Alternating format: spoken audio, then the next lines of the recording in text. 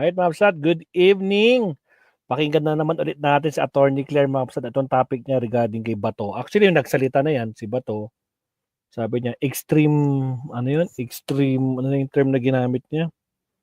Extreme, dali, masilip nga ulit. Ano ba yan?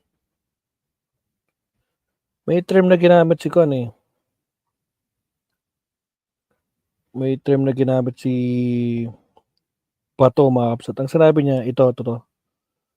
Extreme sincerity, ayun. Saka lang daw siya maniniwala. Agoy! O siya, bato-bato sa langit. Ang tamaan, wag magagalit. Tamaan, si Bato, nakapaw, nagagalit. Okay, Attorney Claire, pasok. Yes, hello everyone. Batas si Attorney Claire Castro.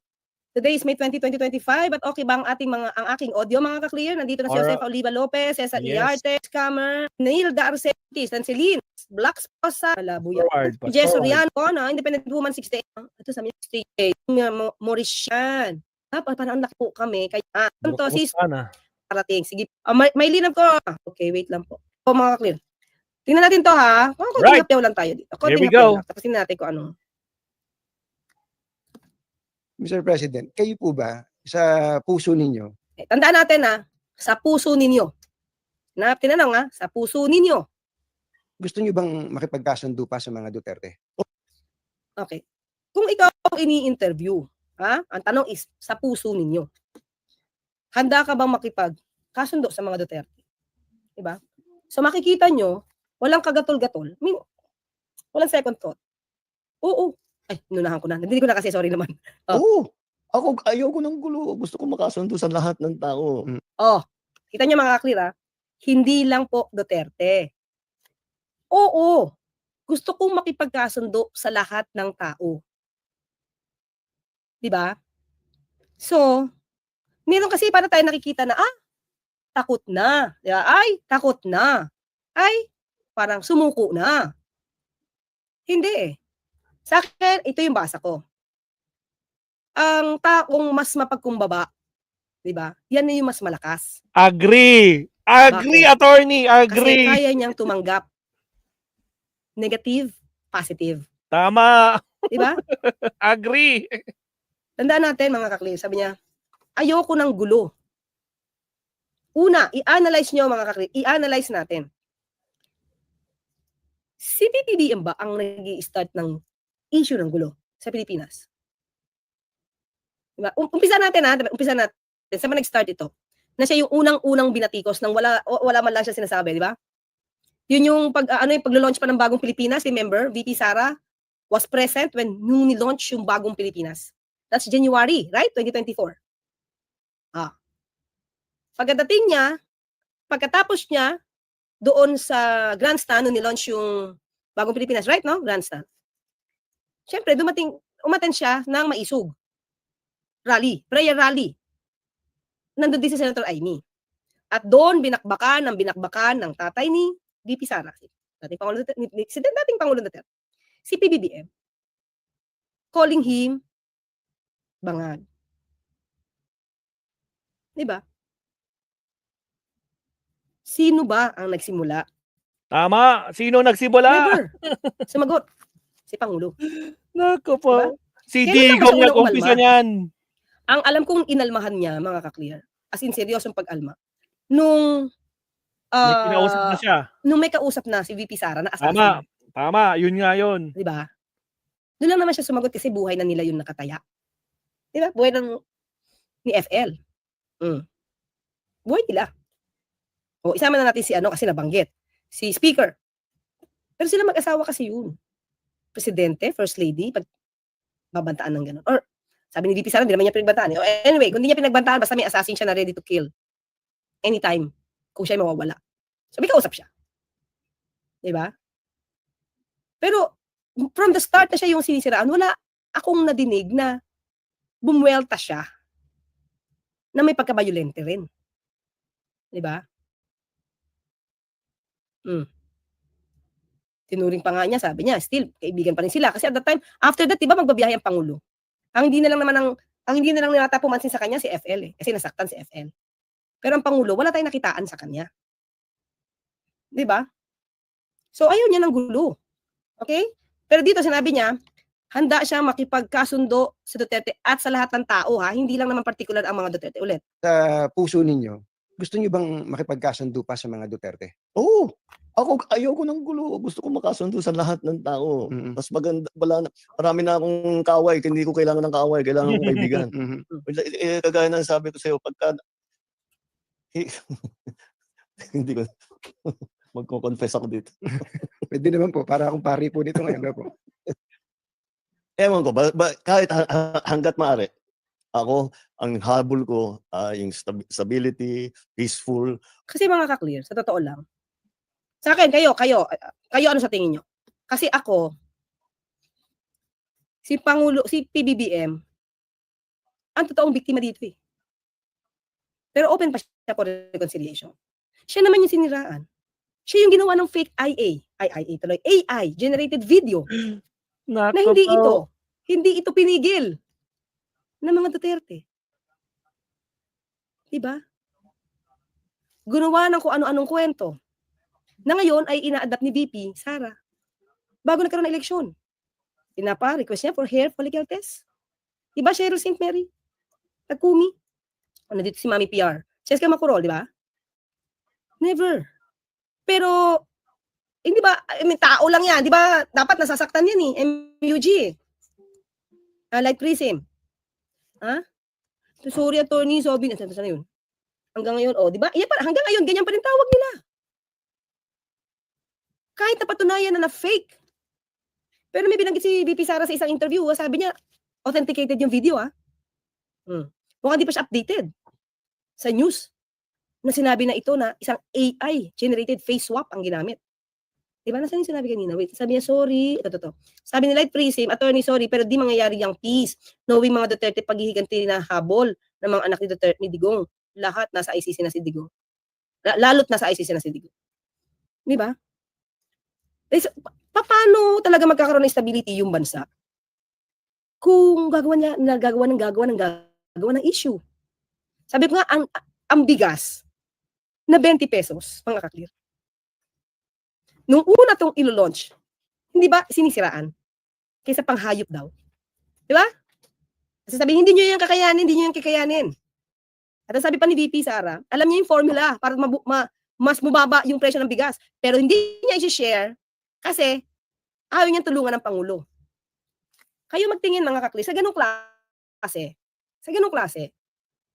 ano ang mapapala ng Pilipinas? Kung ganun ang nangyayari. Pinipilit ng Pangulo na maabot yung 20 pesos na bigas kada kilo. Now, binanggit niya pala dito mga kakli, kaya mahaba na eh. Binanggit niya dito mga kakli, kung bakit pala nagtagal. Diba, syempre, maliban sa kailangan din ng tulong, di ba? Ng LGU, at buti naman mayroong umuo, kaya lang, syempre, eleksyon na naman, may mga bagong leaders eh. Maliban sa issue na yun, kung paano talagang ipaplano, inuna ni Pangulo ang paggagawa ng irrigation. Para yung farmers, mas maganda yung pag-ani. Makikita natin mga susunod pero ihahapyaw ko lang para dito. Kung ba't nagtagal, inuna niya irrigation, marami siyang napagawa na complete na irrigation, marami pala siyang na complete na farm to market roads. Meron. At ngayon, sabi ko nga, yung truck na panghakot ng mga bigasana, para hindi may yung farmers, nasa procurement na ayon kay DA Secretary. So, kailangan makakuha. Kaya nga sabi niya dito, parang hindi naman sa isang click, mabibili mo agad kasi kailangan ng procedure, di ba? Hindi pwedeng dikta-dikta lang eh. Okay? At maliban dyan, yung mga machinery, na-research ko mga click, kailan saka ko natitikapin, pahapyawan ko lang yon. So, dito mga clear, di ba? Noong nakaraan, sinabi ni VP Sara na wala nagagawa ang Pangulo. Pero sabi ko, habang nire-research ko kung ano yung natulong pala ng Pangulo sa mga farmers, ang dami. Okay? Kaya pala, inuna niya yung malalaking proyekto, kaya palang nabigay ng 2023 yung bigas kasi inuna niya yung irrigation para makapagtanim yung mga farmers, yung farm to market roads, mga machinery, yun. Saka ako natitikapin yun. Well, anyway, kaya nga nakakataka ba't hindi nakikita ng Vice Presidente yung nagiging trabaho ng Pangulo. Well, anyway, sige, tuloy lang natin to. Tapos si Senator Bato lang anuhin natin. Para magawa namin yung trabaho namin. Kaya ako, laging akong bukas sa ganyan. I'm always open to any approach na alika magtulungan tayo, di ba? Kahit hindi tayo magkasundo sa polisiya, hindi tayo magkasundo. Gawin yung trabaho pero wag na tayong nanggugulo. Wag na natin tanggalin natin yung gulo. Grabe. O, di ba? Tanggalin natin yung gulo. Pero, ano nangyayari? Wala naman. Ito naman sabi ni Senator Ping Lacson, ha? After that, si ano na tayo. Okay, tuloy. Conciliation, even with the Duterte family, for as a legislator like you, how do you view that development? Very typical of BBBM. Ganyan talaga siya. Oo. Yung kanyang kindness at saka yung goodness of his heart. Then na-interpret ng both yung allies niya, pati yung kanyang mga adversaries na parang weakness ng kanyang leadership. Oh, so naniniwala, si Ping Lacson, mga ka-clear, naniniwala sa goodness ng heart ng Pangulo. Okay, pero si Senator Bato, ito ang tugon, mga ka-clear. Ni Presidente na open siya for reconciliation sa mga Dutertes. Kasi, well, Sir, ang tingin niyo dun sa binanggit ni Presidente na open siya for reconciliation sa mga Dutertes? alam mo, sa totoo lang mga ka-clear, syempre love naman natin ng media, no? Pero pag nagtanong sila, talaga maintriga. So, tatanungin mo sa katulad ni Senator Bato na, nako, mukhang si Tony Conti kasi sinabi niya may magkakaroon ng warrant of arrest, di ba? So, ito yung tingin ko. Bakit gustong sabihin ni Senator Bato na parang hindi siya naniniwala? So, di ba parang may humahiling pa dito, patunayan mo na nakikipag-reconcile ka, ibalik mo dito si Pangulong Duterte sa Pilipinas. Condition ba yun, mga kakilala? Di ba? Ibig sabihin, hindi sila magkakaroon ng pagbabate. Tapos tuloy-tuloy pa rin yung panggugulo. Ayaw kasi ni PBBM ng gulo na sana, di ba? Para maayos na lang. Pero ang dating is, bigyan niyo muna sa amin yung condition na gusto namin bago kami maniwala. So, para bang unahin mo kami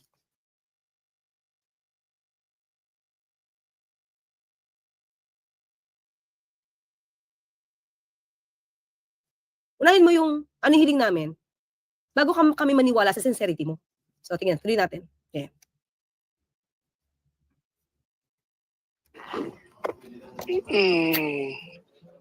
Magandang kwan yan. Magandang simulain yan. Magandang simulain.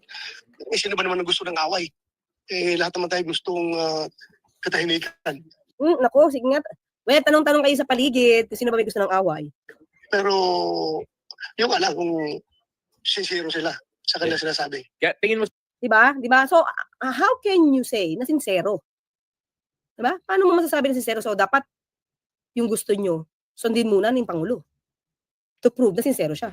Samantalang si Senator Ping, sinabi niya na yun talaga yung ugali. Diba? Kind-hearted.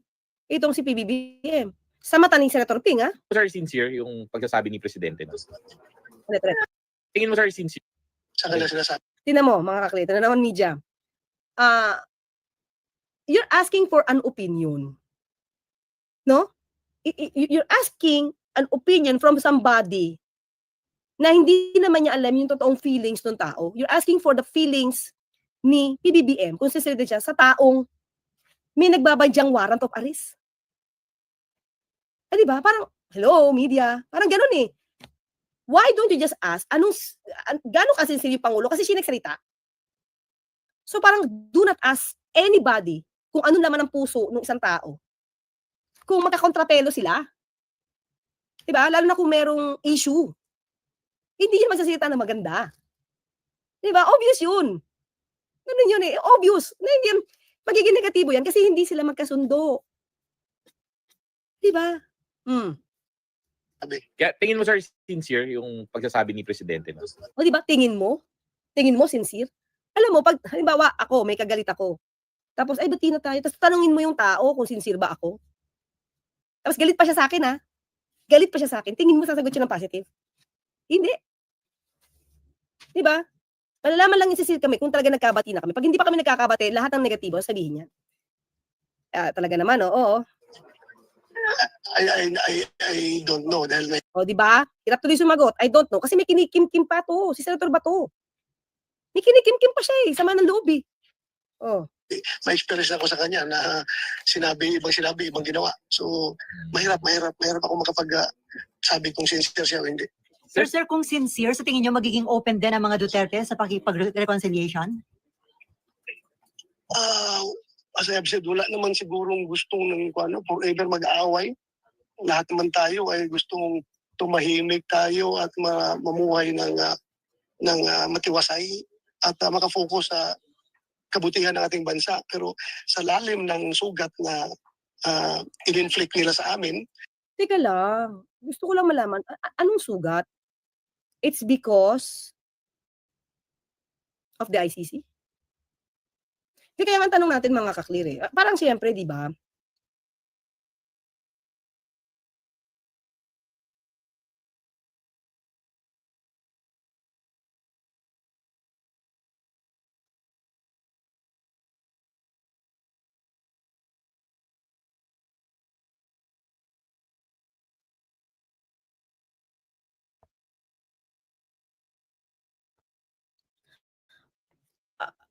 On the part of the president, kayo, halimbawa kayo mga kaklir, bayad utang muna, bato, sabi na dito sex. Hindi, kayo, tanungin ko. Magiging sincere lang ba ang Pangulo sa pakikipag-reconcile kapag sinuway niya yung batas? Kapag hindi siya nakipagtulungan sa Interpol? Baliwalain niya yung pagiging presidente niya? At sundin niya yung sinasabi ng mga Duterte? Diba? Parang, dapat hindi mo sinuko si Pangulo eh. Dapat, pinigil mo yung impeachment. Diba? Dapat hindi naging issue yung confidential funds. Dapat hindi dapat napigilan mo, magandang dating eh, dapat napigilan mo yung House na mag-investigate about the confidential funds. Dapat tuloy, Una yung pag-investigate mga kaklir. Sa akin lang dapat tuloy-tuloy lang, attorney. ng House. Hindi yan executive eh. Pero sabihin, hindi kaya mo yung pigilan. Pero di ba pag pinigilan niya at nagdikta pa siya sa House o sa Kongreso, di ba violating of separation of powers yun? So dapat i-violate, ito natin sa akin so dapat i-violate lahat ng Pangulo ang batas, ang konstitusyon, ang obligasyon sa Interpol. Wag susundin. Sa mga Duterte. Sundin yung mga garapatang DDS. Dapat mag-investigate. Wala di diborsyo. Kamote. Di ba? I mean, ganun lang? Ganun ba dapat para masabing so dapat hindi niya sinugatan? Pero di ba sabi nga natin sa pagpapatupad ng batas mga kaklir, may masasagasan at masasagasaan kung lumalabag sa batas. Sabi nga natin, kung sisimulan mo yan, kung paano nangyari yan mga kaklir, hindi, di ba Poras, hindi naman, Cheryl Kansaki, Cheryl St. Mary, hindi naman nag-study to enemy downfall kay kay Pangulong Marcos, kay PBBM Antonio Tungpalan, di ba? Palibhasa mga Duterte at minions nila. Kaya ni Senator Bato, ang tangi at laman ng utak ay puso at puso ay puro galit. Mahiya naman si Bato para sabihin si PBBM ang nag-inflict ng sugat. Di ba? Unang-una yung ICC, mga kaklir. Sabi ko nga 2017 pa yung case. So pagka tumapik ba ang Interpol, anong gagawin ni PBBM? Isnabin? Sa akin lang, isnabin? Paano to? Hihingi ng tulong ang Pilipinas sa Interpol para sa Catherine Roque. Diba? So parang babaliwalian nila ang kanilang commitment para sa Duterte. Tanong lang yun, mga kaklir. Diba? So yung confidential funds, sabi niya, itigil niyo yan. Itigil niyo pag-iimbestiga. Pwede niya bang diktahan? Di ba pag nagdidikta ka naman, sabi naman, diktador yan. Puppet ang House. Di ba? Parang sala sa init, sala sa lamig. Pag pinakialaman mo, sasabihin, diktador ka. At violation niya ng separation of powers. Violation niya ng konstitusyon. Pag hindi ka naman kumibo, sasabihin, hinayaan mo. Di ba? So, ulitin natin si Senator Bato. Ay, sorry I think kailangan talaga ng extreme sincerity. So how? Senator Bato, paano magkakaroon ng sincere, extreme sincerity, tama ba? Ano sabi niya? Kailangan ng extreme sincerity. So, ito yung tingin ko, pag extreme sincerity. Ibig sabihin, pag dumating ang warrant of arrest, di ba wala nga, Kasi sabi ni Atty. Conti, magkakaroon ng warrant of arrest si Albayalde, saka ito si General Bato eh, ay si Senator Bato eh. Dapat di niya to pansinin, i-ignore. Kahit kumakatok ang Interpol, i-ignore. Ganon. So, para mapakita ang sincerity. Diba? O, sige, tuloy. Mhm. Extension hindi yung pahapyaw. Mhm. Hindi yung Hindi pa hapyaw. So, ano yun? Paano yun? pahapyaw dahil as I've said, meron na kami may experience sa kanya. Oh, di ba? Personal. Personal. May experience na kami sa kanya. Di ba? Ibig sabihin yung sarili nila. Hindi ito pangkalahatan, hindi ito pang taong bayan. Yung na-experience nila, na pain sa pagpapatupad ng Pangulo ng batas. Di ba? Oh. Ganun yung dating eh. Hindi na parang, masisisi ba natin, Senator Bato, na ang isipin niya, sarili niya? Siguro kaya ganun ang isip, sabi ko nga sa inyo, kaya ganun yung isip ni Senator Ping, it's because neutral siya. Kita niya kung ano totoong ugali ni PBBM. But since kila Senator Bato, affected sila dahil nagpapatupad ng batas ang dating si PBBM, ay hindi kami maniniwala sa sinseridad mo. Kasi meron na kaming pinagdaanan sa'yo. Diba? Sarili eh. Medyo sarili yun, mga ka-clear. Talagang na-experience namin. At kayo mismo, naka-experience yung, you witness for yourself. Paano mapa- Ano, pati kayo media, naka-experience ng ano? Naka-experience ng pananakit? Diba? Pati kayo witness na yan. patunayan, sir, ni Witness for yourself. Experience yung, you witness for yourself. Alin na na-witness? Yung pagdakip? So, dapat masaktan yung media sa pagdakip kay dating Pangulong Duterte? paano What mapapatunayan, sir, ni PBBM yung kanyang extreme sincerity doon sa kanyang sinabi? Paano niya pwede So, syempre, magdidemand na to. Si Senator Bato tinanong ng media eh. Hindi demand yan. Oh. patunayan, sir? Hindi yan mapapatunayan sa salita sa gawa yan. Oh, di ba? Mapapatunayan, hindi yan mapapatunayan sa salita, sa gawa yan. So, in other words, kung may sa akin lang mga clear, this is just my opinion. Ang napipinto, ang mga napipintong warrant of arrest, kasi sabi ni VP Sara, meron siya, well anyway, wala tayong personal knowledge siya na. Sabi niya, may warrant of arrest din siya, bibigyan siya. So, dapat lahat yun, hindi patupad. Dapat yun, walang gagawin si PBBM. Pikit mata. Pikit mata. Diba? Patunayan mo, pikit mata. At sabi naman ng iba, ibalik po si dating Pangulong Duterte. Diba? Sa gawa. Sir, hindi kaya daw sir, late na for such call. Kasi nasahig na si President Digong. O, di ba? Kahit yung media, ibig sabihin, ito yung tanong nila, no? Kasi ninyo. Yung media, ang tanong is, mapapatawad nyo pa ba? Dinala na sa ICC yung si dating Pangulong Duterte. Di ba? So, basa nila na kaya kayo nagagalit is because dinala si dating Pangulong Duterte sa ICC.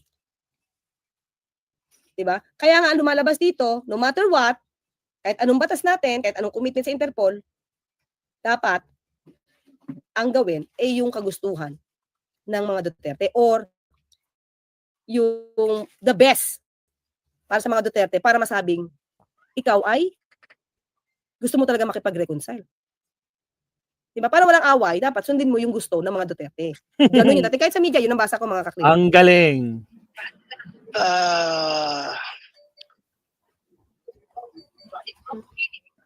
Mahirap.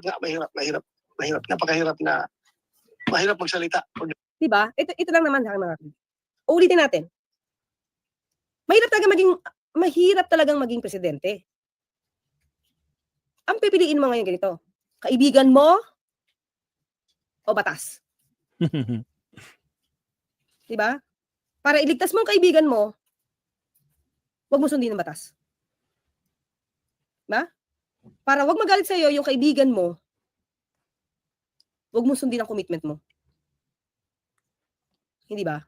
So, ang tanong natin mga ka-clear, ito ba yung ginawa nila? Kung i-compare natin ito ba yung ginawa nila